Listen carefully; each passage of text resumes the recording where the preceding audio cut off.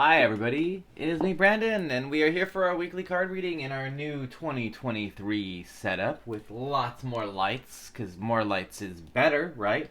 We also have a lot more crystals, because crystals are also good. I've also got butterflies hidden throughout, and just all sorts of stuff. We have new decks. We are going to pull from two of them today. So for our week, we are going to have three cards. We've got three decks here that have been charging. Okay, so this should go well. Let's go ahead and clear the energy, though, with our lovely meditation bowl here.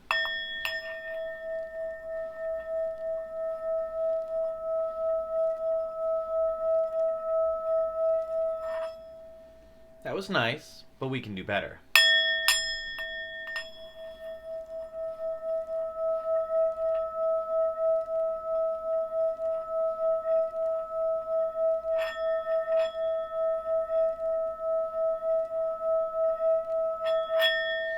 Alright, that works. We ask the spirits in the room, please provide us with three amazing cards for this first week of January. Our first card is going to be here from the Star Codes Astral Oracle cards. We're going to go ahead and just shuffle the deck a little bit and pick a random card. Our random card is going to be right here. What do we get? Ooh, the first house with Arrival. Beautiful card. Did not know there was this much color in this card, but wow, very cool, very colorful card. So first house with Arrival. Let's take a look. I actually don't know what that card means. So let's go ahead and look at ye old book, because honestly, I don't really know what that means. Oh, that's so sad. That's okay. We move on. It's fine. We'll just grab it. It's fine. We'll just throw it right there. We got it. Okay. Number 39, huh? First house. The first house describes how you enter the world, your first impressions, and the birth of your journey of self-discovery. If your chart were a village map, the first house would be the gateway and the information center. Okay. So it says take responsibility for how you are perceived. As you walk in the door, assess what you lead with. So starting your week, this is a good thing to start your week with, right? Assess what you lead with. What are your mannerisms? What's your appearance? What are you signaling to other people, basically? Notice if you lead with charm or with defense. Are you talking with your mind or more from your heart? Are you being versatile, or are you, being really, stuck?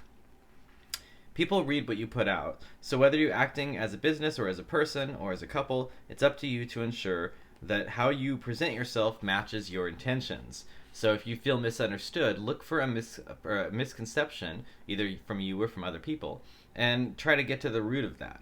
So it's saying that you're being challenged to see beyond the shallowness of appearances and to take responsibility for how you are perceived. So starting with the week, it's wanting you to step up and own up to who you are and how people perceive you, and understand that that's completely a thing.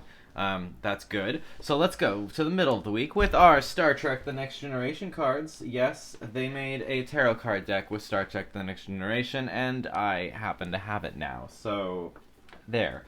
Hang on, let me put it back. Carefully. There we go. Okay, so this is going to be for our middle of the week. So we start off the week being, pretty honest about this whole first house thing, and kind of that deep concept there. So the middle of the week, let's see what we go into.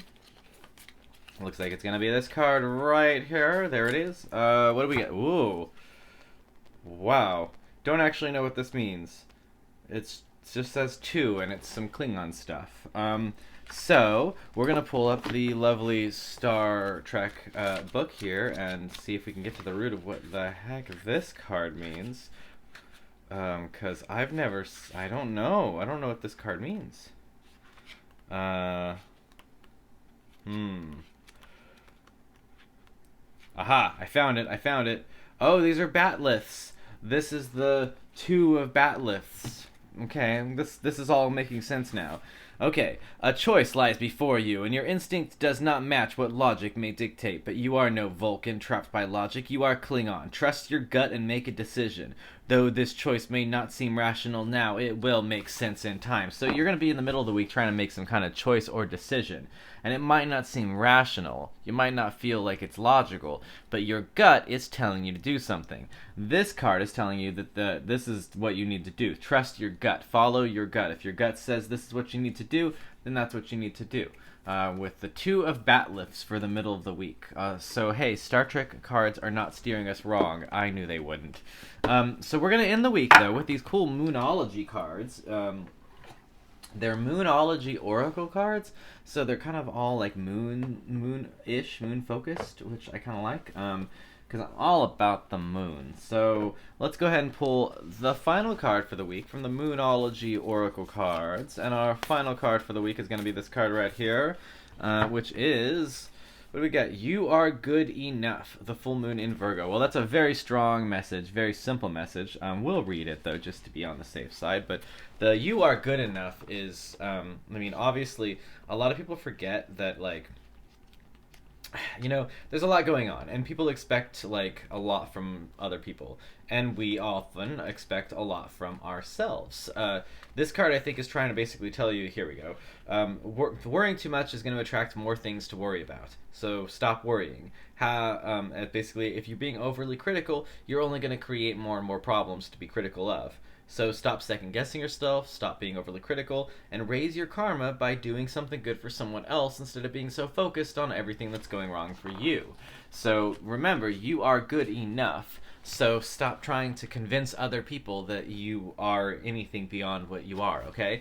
Accept it and move on and try to help other people. So you're going to start the week being honest and deep and digging into your first house stuff, and then you're going to go into this 2 of Batlifts, which is interesting there.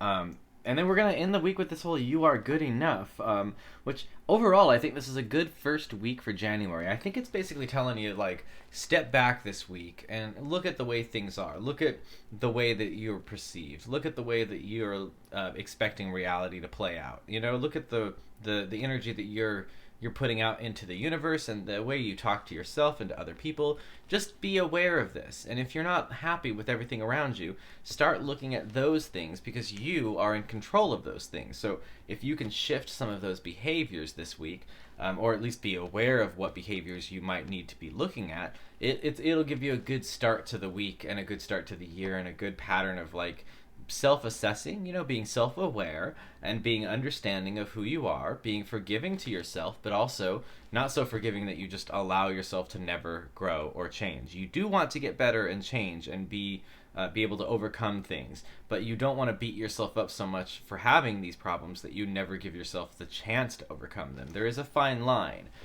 The week 1 here of the year is telling you to start treading that line and figuring out how to both be sensitive to yourself, but also be critical of yourself. So there's a fine line there, and you're going to have to find it. So, I'm Brandon. This is our weekly card reading. This is very interesting. I like this week. It's going to be strong. I like it. I'll see you guys next week, and thank you guys for watching. Goodbye.